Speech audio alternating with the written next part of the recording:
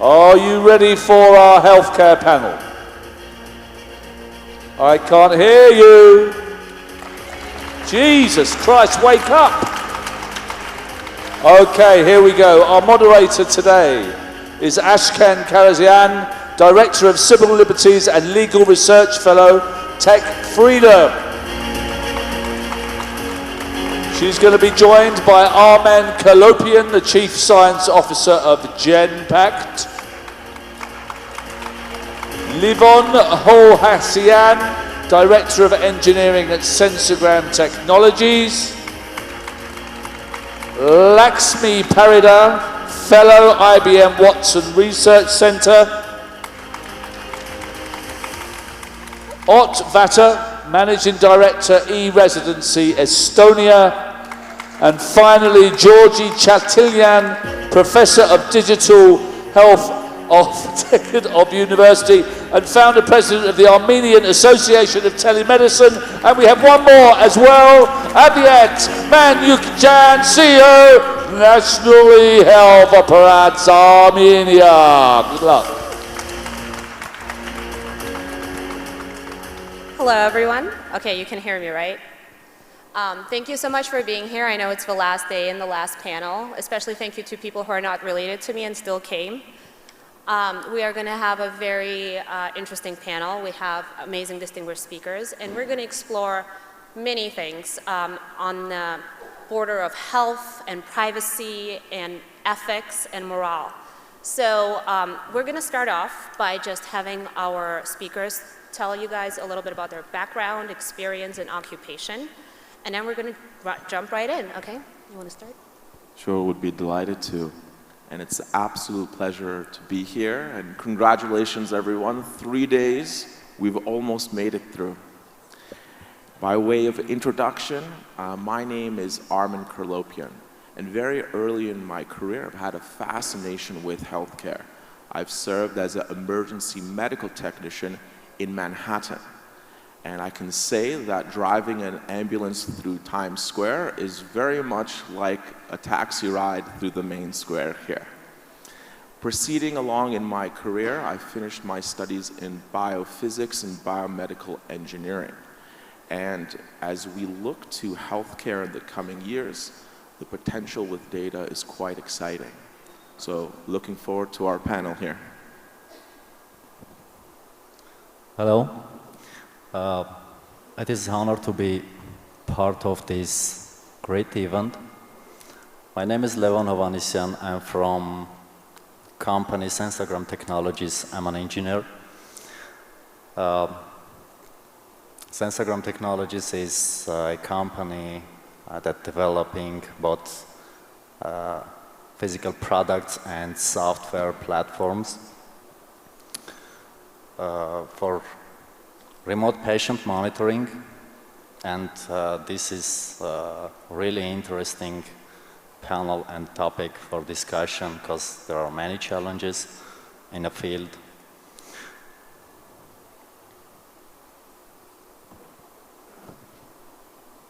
My name is Lakshmi Parida. I'm very delighted to be here in this august company here on the stage and the audience here. I am originally from India. I was born in India, did my early studies in India, and then moved to the US to do my PhD. And after finishing my PhD, I joined IBM Research. I have been there for a very long time. And now I'm an IBM Fellow, a Master Inventor, and I lead the computational genomics in research. I'm also a strategist for understanding diseases on a genomic basis, and a strategist for using mathematics in healthcare and life sciences at IBM Research. And I'm looking forward to the discussion here. Hello, my name is Ott from the Republic of Estonia. I deal mainly with digital identities, and I'm the managing director of the Estonian e-residency program, which is the most informal part of government that there is in Estonia. I was participating and opening the day with a crypto panel at 9:30 and then closing it with a healthcare panel, so I'll try to add more energy to this room. About healthcare, I think digital identity is key. And I'll try to cover some topics how Estonia is actually pioneering in the field of identities and what it means for the future of healthcare. Thanks. Hello, very good afternoon, ladies and gentlemen. My name is Georgi Chaltikyan. I am a national of Armenia. I was born and raised here in Yerevan, and I was trained as a physician and surgeon, and for about 20 years practiced clinical medicine as well as medical education and research. And about 10 years ago, we got engaged and interested in healthcare information communication technologies, and we founded together with enthusiasts and colleagues from Armenian IT sector and medical industry, the Armenian Association of Telemedicine. In the past 4 years, I have been teaching digital health in Germany at the University of Deggendorf, where we provide education in health and medical informatics, or in digital health, to undergraduate and postgraduate students coming basically from around the world. And we provide those study programs we teach in English. I'm thrilled to be here, and I want to congratulate also everybody with what can already be defined as a hugely successful meeting, and also thank you to the organizers for having me on this panel. Good afternoon, everybody. I'm Avet Manukyan. I'm a PhD in software engineering, specialized in artificial intelligence. I am founder of Silex. It is a Swiss-based technology company which is specialized in e-health products. We are a global partner of Ericsson. They used our products worldwide in their e-health solutions. Also, I am a CEO of a national e-health operating company in Armenia, which we founded in 2017. I'm CEO of that company. Amazing. Also, please follow the discussion and share your thoughts on social media using the hashtag WCIT 2019 and WCIT 2019 Yerevan. We're definitely going to respond to it afterwards. So we're going to start with the definition. Georgi, can you tell our audience what is digital health? You're an expert with World Health Organization now, and how does the World Health Organization define it? What's the scope that they operate within? Yes. So digital health as the term has been and is currently being more and more commonly used. And I may say that it actually even came to replace or was added on top of the term e-health that was very commonly used in the end of 90s, in the beginning of 2000s, and was defined back then by the WHO as basically usage of digital information communication technologies to support healthcare and medicine. So when WHO is currently promoting and actually inviting for a wider use of the term digital health, the idea is that digital health is an overarching, an umbrella term that covers not only e-health and not only telehealth and telemedicine being actually parts of e-health, focusing mostly on providing services in healthcare and medicine at a distance. But by saying digital health, we mean also more focused on modern wearables, on wireless portable devices, on data that can be generated by consumers and by patients, and also on how to integrate that data and to make meaningful use of it. So the digital health, and the WHO also underscores that the digital health is not simply the use of technology, but it also requires a number of important changes, organizational changes. It requires basically an agenda to be built on national and subnational, regional levels to promote the meaningful usage of information and communication technologies, of modern digital technologies to support healthcare. And the scope basically of digital health can be said to include such applications or tools as electronic health records, health information exchange, telehealth, telemedicine, virtual visits, giving a possibility for consumers or for patients to engage directly with health systems over distance, over, for example, a video link, but also remote patient monitoring, wearables, plethora of different devices that are currently being used to monitor health and physiological parameters. And of course, digital health also includes data analytics, artificial intelligence for use in healthcare, and artificial intelligence in genomics. So that is sort of the entire scope of digital health. I guess we need to close the doors and not let you guys out for another day or two until we cover all of that. But let's jump into the challenges that countries and economies face when they deploy digital health tools. Livon, you work in the industry, you see it firsthand. What can you tell us? Yeah, first I have to tell you about our company. It is originally Texas, US-based company. But Sensagram Technologies R&D is located in Armenia, and we counting it as best in class in the world. And medical devices manufacturing is based in Switzerland. So we are related to laws, regulations in different countries. At one hand, we are dealing with US regulations, US laws, and on the other hand, European laws and local ones. There are international standards bodies such as ISO and professional societies such as IEEE. They have been developing both standards and good practices that provide a basis for entrepreneurs to develop new solutions. And it is a responsibility of health IT professionals to ensure the solutions are created and developed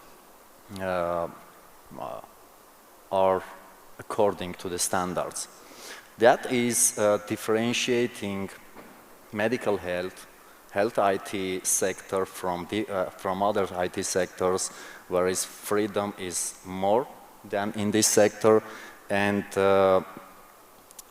speaking in numbers, it is taking about 10-15% maybe time and resources to develop technically the solution, and then other 80-85% of time and resources is going to dealing with regulatory bodies, standardization, certification, to be able to deploy the real solution in a system. So Ott, you are deploying digital health technology in Estonia. What are the challenges that you face aside from compliance and regulation? What about infrastructure, any societal questions, economic questions that you have to be dealing with right now? So the first main question is how to identify the people behind the computer screens. I can give a bit of background what's happening in Estonia in terms of e-health and digital identities, that we kind of communicate with our government and the health organizations from the web. So, for example, all of the personal data is kept in the National Health Registry database that's guaranteed, or the security is kept safe by a distributed ledger technology. So, for example, when you go to the doctor already has your pre-history or medical conditions and knows what prescription to prescribe. So when you go to the pharmacist, you give your digital. So everything is centralized. Yes. So it's centralized so it's decentralized in the sense that the data is in the National Health Registry, but you can at any time pull the data with your digital identity. So when you go to the pharmacy, you give them your digital identity, they put it into the card reader, and they pull the data from. Is it encrypted? Yes. You open it with your own personal or private keys. But what I wanted to say is that we need to verify that the person is actually the person who comes to the pharmacy, because when you make an error in issuing the identity, then the whole feedback loop is fucked. You can't get it back because you issue a false identity, and then in the end you have a lot of people claiming for drugs that they never actually should get. So if you ask what's the hurdle, then the first part of the funnel, digital identity. So how do you fight the fraud? What do you do to try to identify people better and fight the fraud in the medical field? Better automated systems, biometrical checks, international databases, all the like, the same with visa issuing or passport issuing. Avet, so you are deploying digital health in Armenia. Can you tell us a little bit about that and what are the challenges that you're facing in this country? Yes. About e-health, it was initiated by World Bank in 2015. In 2017, our country decided to operate the system and to do a rollout on a national level. We faced the problem in a country that there should be an organization which should cover all the costs and keep it and maintain the system, because you know that there is a lot of cost associated with the hardware, procurement of a new servers, updates of the system. And Armenia took very interesting path, I think some kind of unique path.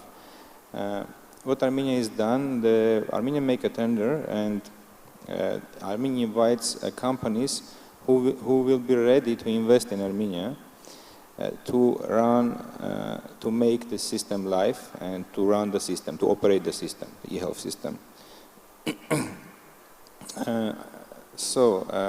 Based on that tendering, we win that tender and we create the national operating company, which is contracted almost all medical institutions in the country. It's about 483, if be more specific. And we make a special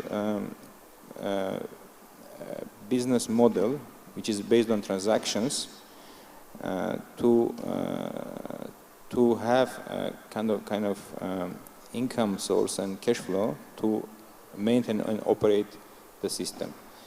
Currently, we have, let's say, to bring in numbers from 2018, we have about 4.3 million visits,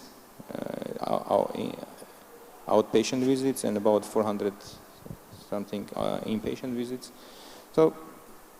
And also e-health in Armenia is kind of integrated with financial mechanism and payments by the insurance companies, and the state health fund was also done by e-health system in Armenia. So we do also a billing. Where can the audience find more information about the project? Is there a website they can go to? Yeah, there is a website which is very simple, like ARMED, like ARMED.am. So. Awesome. Or you can just Google it and it will come up. All right, so let's dive into one of the biggest issues that revolves around digital health. It might be when a smartwatch checks your heart rate. It might be when you are going to your doctor and they're accessing your files. It's the data. What happens with the data? How do we treat the data? What are the challenges that we have?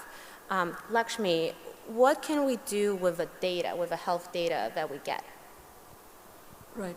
So I'm going to address the issue that data exists and there is knowledge, information embedded in the data which is not obvious. And let me give an extremely simple example. Supposing at a hospital, you have patients coming in, say, with a headache and with some fever. And then there are some patients who are coming in with headache.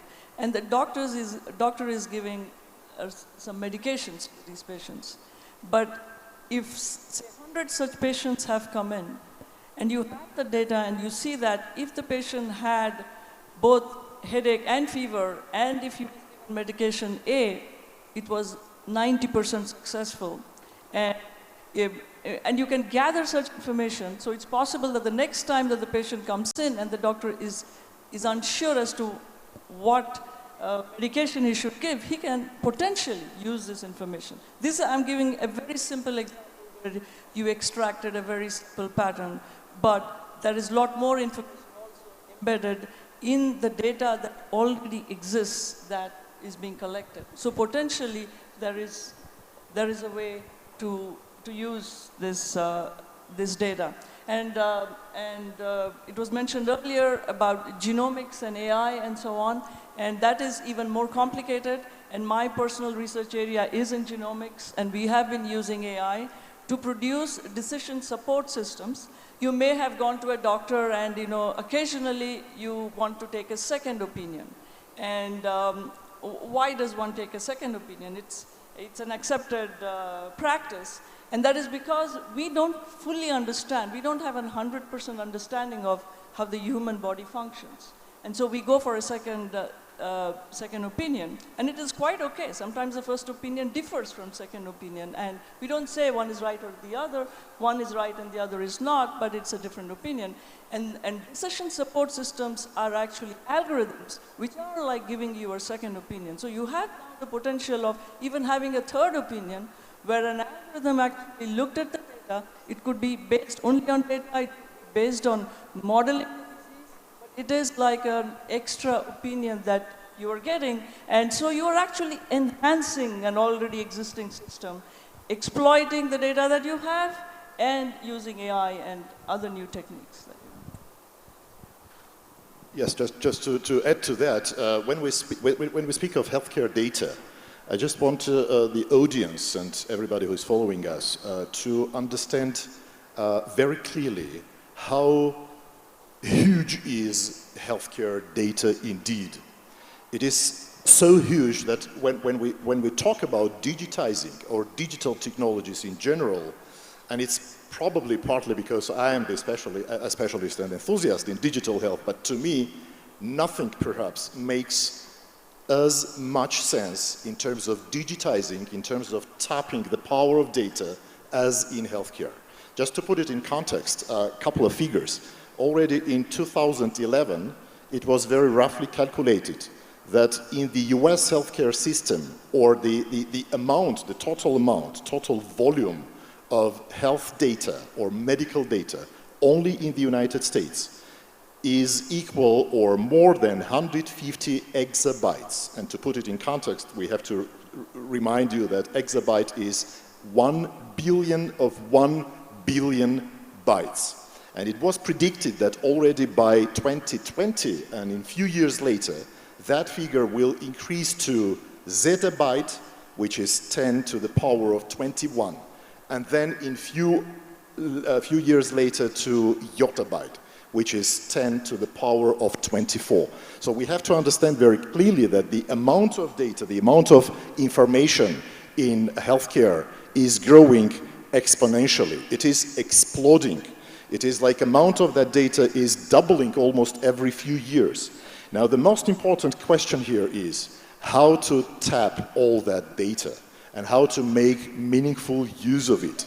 And that is what the digital health technologies and digital health specialists are mostly concerned with nowadays. Because once we're able to integrate data coming from various sources, and we are speaking here not only about electronic medical records or data generated by physicians, and that's one of the most important focuses of digital health. We're speaking here also about huge amounts of data that is already being generated by consumers, by wearables, and also data coming from different other aspects of the society, even including, let's say, the dietary preferences of the persons, and data coming from genomics, and all of that should eventually result in the future when we are able to basically to make sense, to tap all that data in producing individualized approach to ideally to every patient,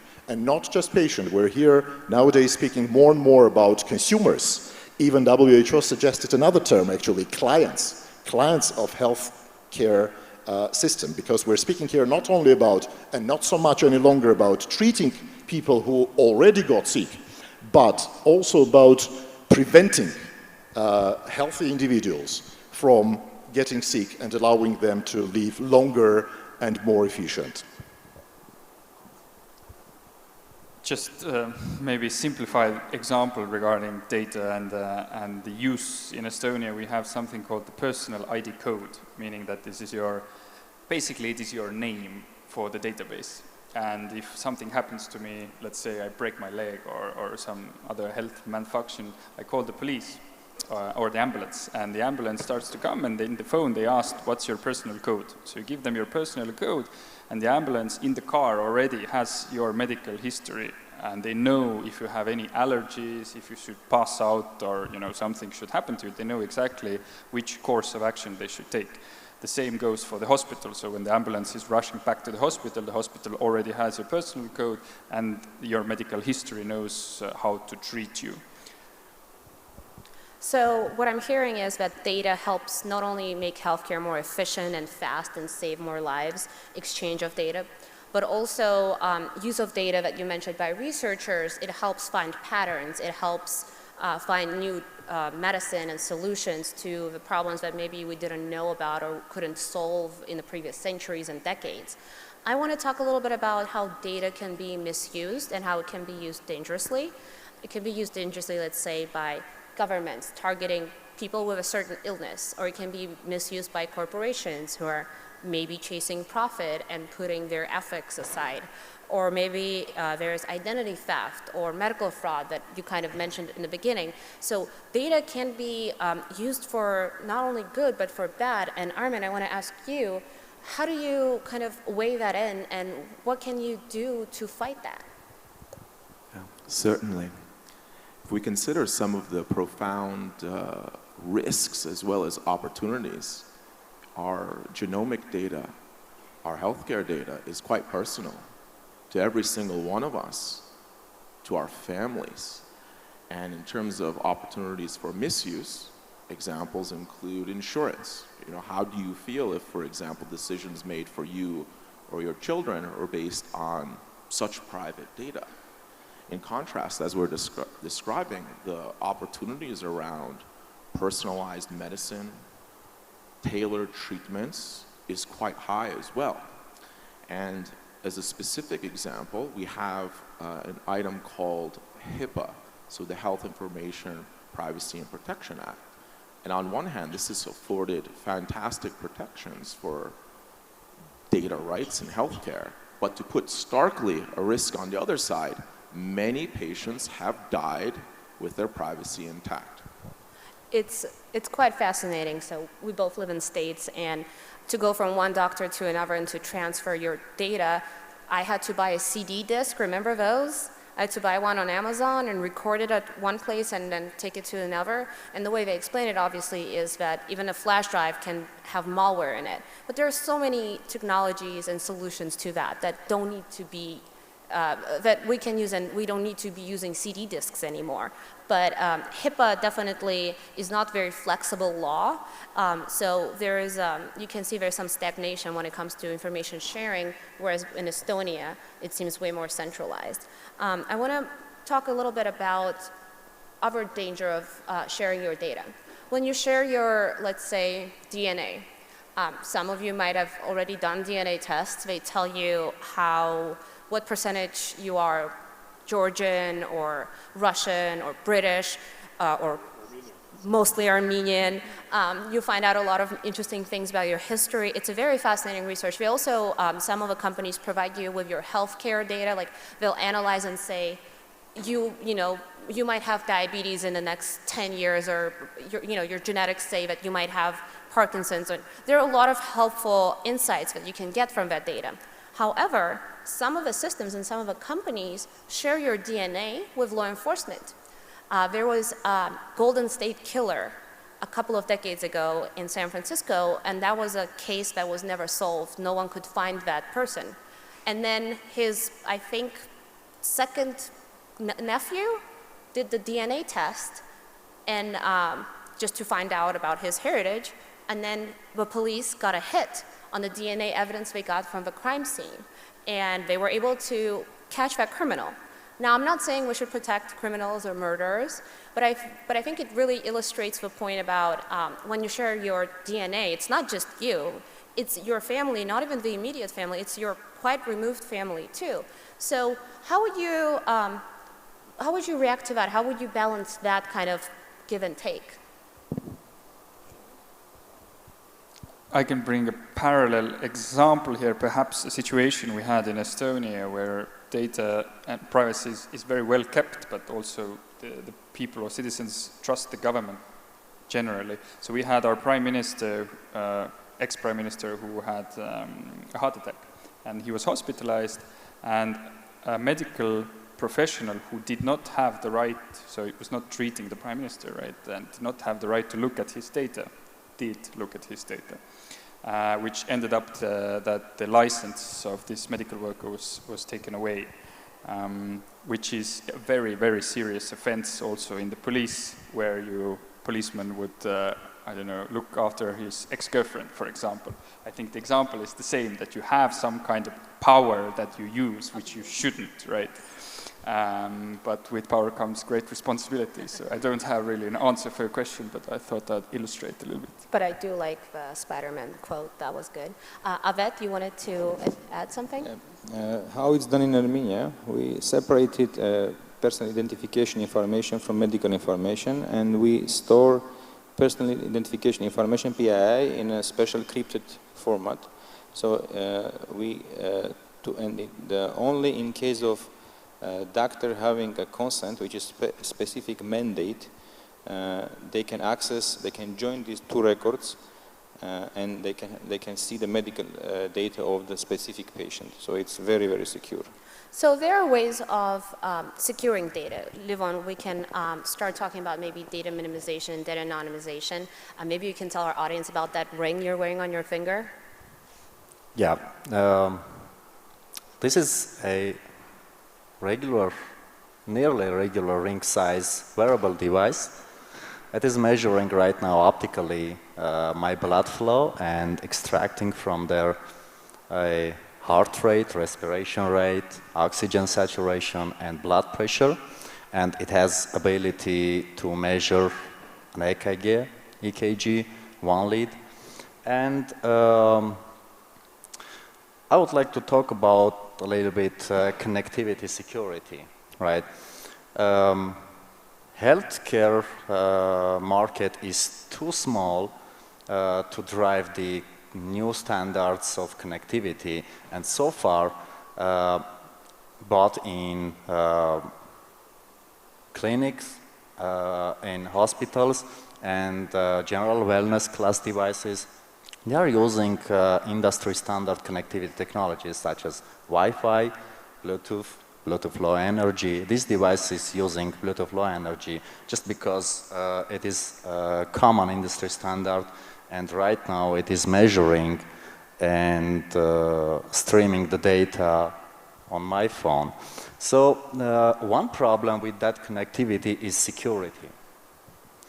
All the regulatory bodies, they are requiring very tight security standards, and there is a gap between requirements and technology availability. So every technology stack, every company is spending a lot of resources to invent their own security technology, and the second part of the security is between my phone and the internet and the cloud, right? It may look like standard connectivity, like we have messengers and all the applications in our phones, but it is not compliant with medical standards and medical certifications, regulatory body requirements.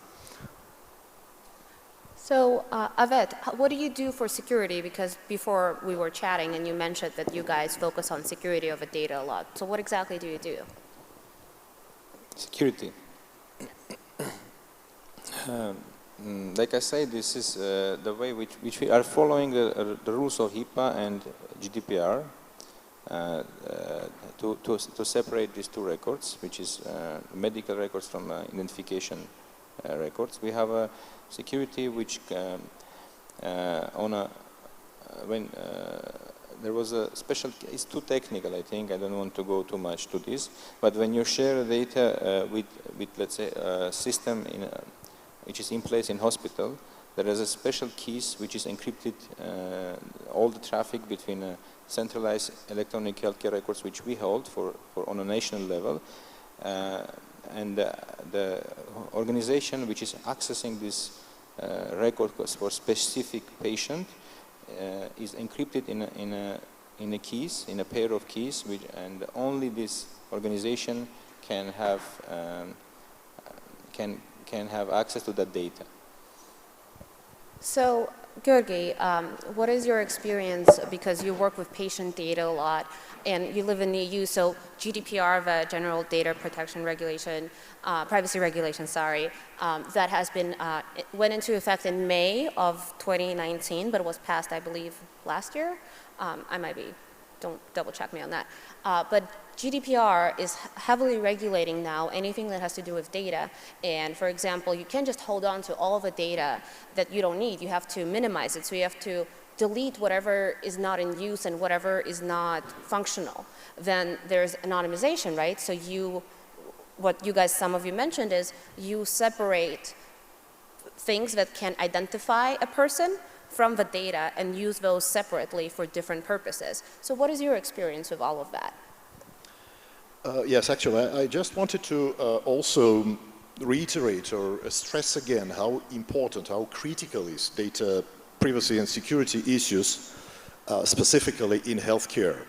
And it is probably enough to mention that in the past decade or so, while we're following digital health news, it's almost on such a regular basis, like almost once or few times per month, or at least once per week, that we learn of major data breaches in different health systems, mostly, of course, in the North America. And one very interesting example, actually we learned about that just a few weeks ago, I believe, when it was all of a sudden found out that a few dozen thousands of X-ray data of German patients were actually available in open access. So everybody could access the server and actually see or access that data. So it is of utmost importance. And here I would like to say that to stress the importance of regulation at governmental, at public level. Unfortunately, in healthcare, where data is so sensitive and privacy is so sensitive, we cannot probably, or we should be very cautious, in my opinion, in terms of engaging private companies, private entities, or trusting actually data to private entities, because we know all, it has been also spoken basically all throughout these 3 years, and everybody in the audience knows tons of stories about Facebook, Google, other tech giants using or even misusing our data. So that's why I would like to stress that it's absolutely critical. I think Avet would agree with me, and most of our authorities and regulators, that the control of data, healthcare data at the national level should really be vested with the governmental authorities. I see your point. It's very interesting because some people don't trust the government more than they don't trust companies. And there's definitely a track record of many governments targeting groups. Let's say it was a local level, but in New York during the AIDS epidemic, it was definitely mishandled on the initial kind of basis, and then they had to solve that crisis in a very profane way. And so it's that balance of government versus private. Who do you trust? Who do you not trust? Trust changes and shifts, and I think it's a very important conversation to keep having. So Armen, you handle data a lot. You probably see a lot of these challenges. How do you deal with them? One of the items in terms of data and as it relates to security is the sensitivity of data changes over time. I think your example, senior leader in government is in an urgent situation. The trade-off of the need to protect versus use is different at different moments of time. You know, if we take even a media example, if anyone watches the Game of Thrones, the pirated release of Game of Thrones matters less after it's been broadcasted the first time. So the security of that media asset has to be viewed differently before the launch. In healthcare, the dynamic is when there's a life-threatening situation. So for example, imagine each one of us are on the same team and visualize your own day, day to day. One of your days might be more fatiguing for you or for one of your teammates. So what this means is the need for an intervention for you changes over time. We're acutely aware of this as at my company, we have 100,000 people. So as Levon highlighted his ring here most interestingly, and I'm curious, Levon, is your heart rate up since you've been on the panel, or you've been cool? Is up a little bit? Yeah, maybe. Okay, Yeah. good. There you go, live data. The phones in your pocket are tracking steps and electrophysiological information. So this aspect of time is both critical for security as it is for the need for sharing, i.e. the need for use. So Lakshmi. If I may digress a little bit here, data breach and other things were brought up, and devices that control other devices are also, you see in movies and so on, you can induce heart attacks. At least you see that. You see that in the movies and so on. And data breach is a dangerous thing. So as a result, they have been resorting to data encryption. So even if data is breached, the data is encrypted. And taking it a little further, when people working on algorithms and AI are now ready to work even on encrypted data. That is, they don't need to decrypt it, but they can still do their analytics exactly as they were doing before, but on encrypted data, just like you can do on compressed data. You used to compress data, then uncompress, analyze, but then you skip that. You can skip that uncompressing step. You can directly work on the compressed data. So algorithms and new research areas are opening up to handle these sort of things. So as you challenge the AI and the algorithms people, they do come up with new areas of research and new ways of dealing with data. Because even we might say that we will anonymize by removing the name or other IDs of that person, but there were papers that showed that the genomic data alone is sufficient to identify people. And then it turned out that there are papers, algorithms get smarter and smarter. They say just by knowing the gender, the age group, the zip code, they're able to track people. So algorithms can start tracking even with limited amount of information. So encryption is a good way to go. And I was just saying that there is active research in working directly on encrypted data as well. Yeah, just a short additional comment on top of what I said earlier about the government, the role of the government. Of course, we're not speaking here, this is very important, we're not speaking about the government owning or controlling the data, because it's absolutely critical, and it has been actually firmly said by legislative acts in majority of the national governments, that it is the person, the consumer, who is the owner of data. By saying the government, I simply meant the public bodies overseeing and providing legislation that regulates ethical, secure, and efficient use of data. Otherwise, of course, we all are. This is at least one of the most important paradigm in data privacy nowadays. Every person is the sole owner of data, and this is what also GDPR suggests, and HIPAA and all other data privacy rules or laws or regulations. Each of us is the owner of his or her data, and each of us should be able to define and decide whom to give access to that data, unless, of course, there are some specific situations which are... Like Georgi mentioned, the medical data is huge, so we don't Usually we never encrypt medical data, we just encrypt personal data. And AI needs the medical part. Even we did not encrypt demographic data, only PII, personal identification data. So this is very interesting, and I want to shift gears a little bit and talk about ethics and morals and all the tough questions that I don't think anyone in this room will all be in agreement with, and that's compassion versus data. So let's say you have someone who's an elderly patient who has a very low chance of surviving a procedure. Some claim that the data that's being used by the hospital, sometimes just because the hospital doesn't want to have a fatal, death on their record. Sometimes it's because they don't want to use the resources for that person. It might be a plethora of reasons. That the data is kind of the ammunition they hide behind when they recommend a certain course of action.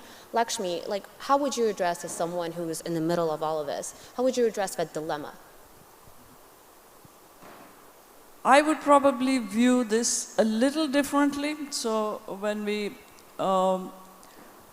the patient is confronted or the doctor gives statistics to the patients, it's the information that she is disclosing that he or she has at this point, because I trust that if the doctor had any better information, he would disclose that to the patient. And the compassion side, I think it's up to the patient or the relatives of the patients to take a decision based on what the doctor informs, and whatever statistics the doctor gives. Unfortunately, that's the best knowledge we have at this point. So that's where the patient and his family have a choice. What about the organ lists and things like that, where government or hospital, depending on the country, gets to decide who gets the heart, who gets the kidney, who gets the liver on the donors list? They obviously have certain priorities and protocols that come into it that they use, and I think the main driven idea is they want to give it to the person who has the highest survival chance. But isn't that also kind of questionable, because there are groups of a population that are in most danger, younger children, older people, pregnant women, and sometimes because their health is weakened, just because of that, they have a lower chance of survival. So what do we do? How do we balance it out? So if I may just say here, if AI is being used in these discussions, in these decisions, the trial process, just like in other systems, there is a lot of attention ethics in AI, but there is fairness and so on. And so I would think that such things have to be implemented here as well. How much do you trust even your AI algorithm to be giving you an answer that you trust? So this would be an active area of research that one has to work in this specific domain. So who do you trust? This is a question for everyone, and you can answer and you don't have to answer if you don't want to. So if it was up to you and you had to make the decision, do you trust the doctor or do you trust the AI decision more? Or do you want both? This is very complicated, very hard question. AI is anti-human, and doctor is human. So I think we have clinical protocols which is approved by regulatory organizations or governments, which defines the policy. And doctors should follow that policy in these cases which you mentioned. So doctors have no right to decide either patient will live or die. Doctor should follow the policy, which is backed up by a central electronic healthcare record systems. But we're looking into the future where policy, so we're discussing, so should the AI make the decision? What should Armenia or UK or Germany do in the protocols? Should it say AI gets the final say or the doctor gets the final say? And that we have to decide as a society and then tell our legislative representatives and our presidents and our prime ministers. So what would you guys recommend to people in power to change? I think, sorry. I think the important part of this question is more ethical aspect, and I think definitely AI, no one except human can make a final decision. Because I don't know, being a technical guy, I don't know any system in the world who is relying on AI or any automated, not human operated system which is making final decision. So I think that should be definitely fixed in all the regulatory systems that human only can make a final decision. Yeah, I guess it's also important to mention that I think this area is so dynamically changing, and a lot depends on the current state of the technology. Speaking about AI, for example, we're speaking about image recognition actually in specialties like radiology or dermatology. There are some areas in medicine that we already today can say that machines, so to say, or AI, is doing no worse, if not to say, at times, better than human radiologists, for example. I mean, it depends on the level of development of technology. On the current level, it will be dynamically changing. Obviously, there will be a lot of thought work to be in place to provide ethical and secure use of artificial intelligence. However, actually AI and well, definitely any future technology is probably the last thing I would like to do any predictions. But when we speak today, and it's a very common question, even my students of digital health who come to me, they frequently tell me, Prof, I'm not going to trust my life to a robot doctor. Let's not forget that we're speaking about what's going on today. And let's compare to what was the situation with technology, including medical technology, and the developments in medicine at all 100 years ago. So perhaps we're not speaking now about the short-term perspective, 5 years, 10 years, not even perhaps mid-term perspective. But I would not be surprised. I mean, our generations might not see it, but 50 years from now, 100 years from now, I personally have no doubt that a lot of functions that humans currently do and are responsible for in healthcare and in medicine will eventually be automated. Yeah, so Georgia, I'd be curious to get your reaction or thought here.